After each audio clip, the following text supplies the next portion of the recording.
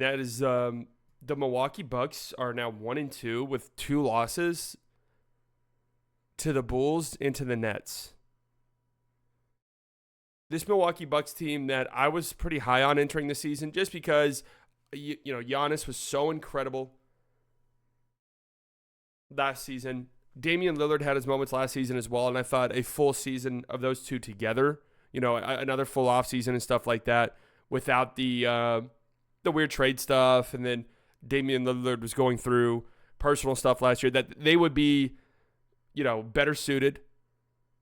A full season with Doc Rivers, that doesn't mean much to me, but honestly, it's just better to have a coach for a full offseason and a full season rather than him coming in midseason and trying to change everything.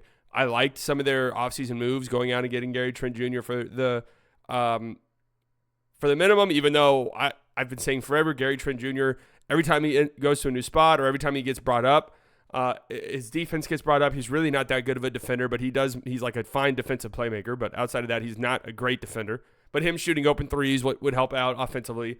Taurean Prince, I thought was a fine pickup. He was good in game 1. He was absolutely terrible this game. Giannis, it looked like wanted to rip his fucking head off. It looked like Giannis wanted to kill Taurean Prince on several different occasions. And now all of a sudden this Bucks team is 1-2, and they lose 115-102 to the Nets. Granted, that looks like it's a blowout. And with 3 minutes left in the game, the Bucks did put their bench guys out there, but it slipped away from the Bucks quickly. This was a back and forth game up until about 10 minutes to go in the fourth quarter. And Cam Thomas was just going nutty. I mean, he finished this game with 32 points, 10 of 21, 2 of 8 from 3. He took some threes that were just, you had to see to believe. Some heat check threes that only Cam Thomas could take. But he was aggressive, getting downhill, getting to the rim. And a guy like Cam Thomas really kind of exploited this team in a lot of ways. And also Dennis Schroeder, who is a quick little shifty guard, exploited the weaknesses of this Bucks team a little bit, and that they're slow. They're a slow team. They're an old and slow team. Damian Lillard is not a good defender in the slightest. There was multiple different possessions where the Bucks were just late getting back down the court.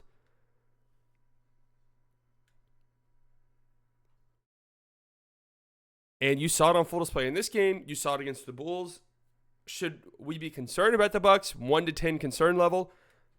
I would put it at about a 6 or a 7, to be honest with you. I mean, you don't want to start out the gate slow. You don't want to lose 2 of your first 3 games to teams that we expect to be towards the bottom of the standings. The Bucks came into this game an 8.5-point favorite, and you lose by 13 points. There's a decent amount of concern there. Giannis didn't have a great game in this one, 22 points. He was 7 of 11 from the field, but, that's just the expectation that Giannis has now, which is crazy to say. That's the level of player that he is. Paul with the $5. I like the Heat statue of Larry Fishburne as Doc Rivers from Clippers TV show. Was that show so bad that it was worth watching? I never watched a single second of it. But I feel like it was maybe so bad that it was good. Another thing here that I noticed through the course of watching this game, I talked about Dennis Schroeder. Dennis Schroeder's he has his flaws as a player. There's a reason why he's bounced around team to team to team to team. He's a fine pick and roll guard.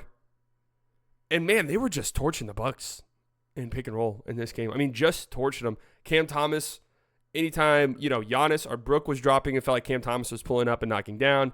Dennis Schroeder, same thing. Noah Clowney was popping out for 3 after 3 after 3. I mean, Noah Clowney finished this game. What was his final stat line? 13 points, 4 of 13. Wasn't the most efficient. But I thought Noah Clowney actually played really, really well. 3 of 8 from deep. I mean, they were just torching Milwaukee in the pick and roll. That's a great point, Salva. The process for the Bucks right now looks ugly. They look disjointed offensively. The offense is very much Giannis, Dame, do something. and everyone else just kind of space the floor a little bit, and we'll thrive off the attention that those two draw, which is fine. I mean, that can work at times. It didn't help that they were only 30% from three. Gary Trent Jr. missed his open threes. He's got to knock those down. That's what he's there to do. Taurean Prince was atrocious in this game. Dame was 1 of 7 from three. AJ Green brought in to be a sharpshooter, 1 of 4 from three. I think several of those were in garbage time, though. Pat Connaughton is just straight up bad. Like, Pat Connaughton, here's the litmus test. If Pat Connaughton is a rotational piece for you at this point in time, you are not a contending basketball team. Maybe that's just the way we need to look at it. Maybe that's just the way that we need to look at things. You're only as strong as your weakest link. You look across the league, you got teams like the Thunder who are loaded top to bottom, teams like the Celtics who are loaded. The Knicks have some great depth as well when they're all healthy and playing. Even teams like Orlando, their depth is incredible. The Mavs have very good depth.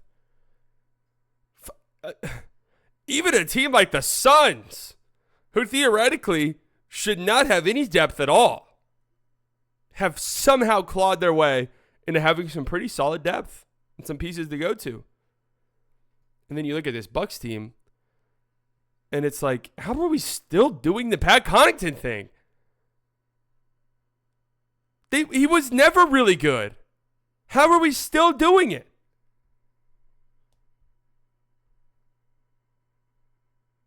Their offense looks ugly. It's the Dame and Giannis show.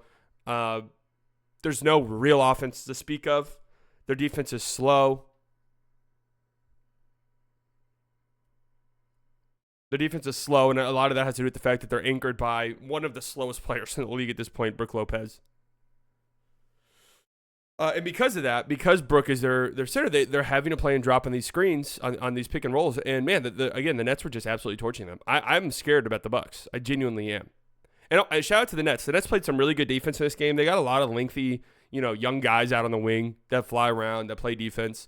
It's what I kind of said entering the season, why I was joking after the Mikal Bridges trade, the Nets will be like historically bad. But then this season got closer. I dived a little bit deeper into them, and it was like, oh, you know what? They've got some interesting, vet pieces here, and they've got some guys who defensively are going to lock in, and they'll be kind of annoying to play at times. And last night you saw that. Ben Simmons had some hilarious Ben Simmons-esque moments, but he's still a solid defender. Offensively, he's as good as, he's a zero. It's interesting when he gets a rebound and he's able to bring the ball up the floor and play make in transition or flow into a dribble handoff. He's a big guy, so he can set a good screen. But outside of that, he had a patented Ben Simmons play in this one where he gets a steal in the backcourt.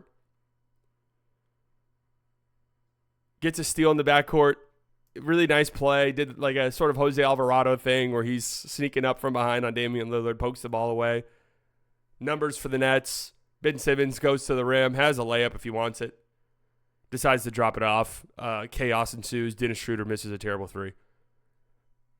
This guy, this patented Ben Simmons. Nice defensive play into passing out of a wide open layup. Oh, man. But then you have, Zaire Williams, who they got in a salary dump trade. He made some nice defensive plays for them last night. Noah Clowney, I mentioned earlier, looked really solid for them. Nick Claxton made some great defensive plays last night. So a nice win for the Nets. The Bucks absolutely are in some trouble. Now we do have to, they are without Chris Middleton. But at this point in time, does that mean shit to any of you? Do we expect them to have Chris Middleton? Is the question. And let's not forget, too, this was a Bucks team that was like 19th in defense last year, weirdly enough. We're just assuming that their defense will pick it up and be better. But fuck, man, they are slow. And that's hard to overcome. You'll run into a few matchups that are like advantageous for you, where Brook can just sit in the paint basically and block shots. The Nets are going to be the Thunder in a few years with all the first-round picks they got for KD and Bridges. The thing that made the Thunder, though, is getting Shea in that trade. And the Nets don't have a Shea currently. Like, that's what The Shea piece in and of itself would have been good enough. Like, you hope one of those picks turns into a guy as good as Shea, but getting Shea and then all of the picks is what separates them. But Bucks' concern level, decently high. I feel like a fucking fool for thinking they would figure it out, honestly. But also, you don't want to jump to too many conclusions.